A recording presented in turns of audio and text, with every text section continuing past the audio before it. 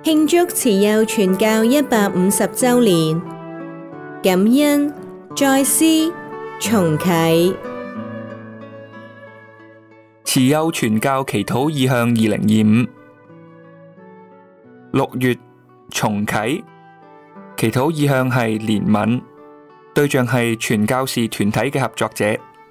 我哋求主賜俾我哋能夠同被派遣去接觸人嘅關係中活出憐憫同慈悲。而6月份嘅教宗祈禱意向係為增加對世界嘅憐憫祈禱，願我哋每個人都能夠喺同耶穌嘅個人關係裏面揾到安慰，並從佢嘅聖心中學習對世界嘅憐憫。因父及子及聖神之名，阿們。我們的天主，我們的父親，我們同聲讚美你，皆因你將傳教精神傾注鮑思高神父的心中，是在他生命中不可或缺的。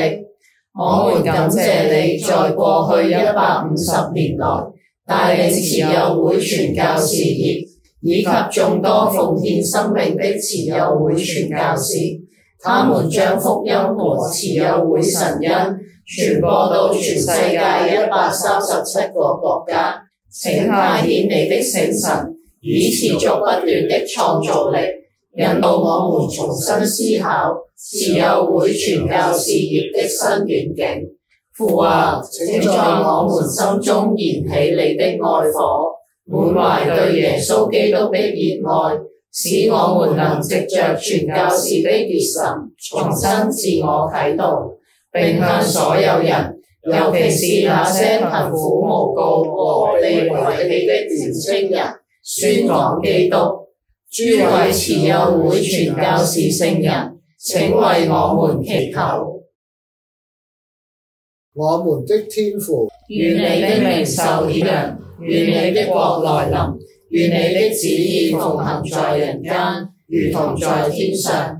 求你今天賞給我們日用的食糧，求你寬恕我們的罪過，如同我們寬恕別人一樣。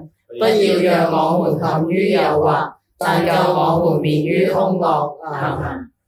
萬福瑪利亞，你充滿聖寵，主與你同在，你在婦女中受讚頌，你的親子耶穌同受讚頌。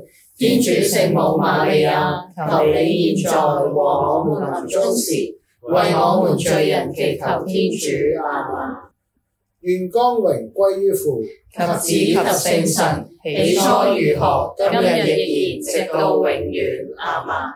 聖若望鮑思高，為我等祈；瑪利亞進教之佑，為我等祈。因父及子及聖神之名。阿們。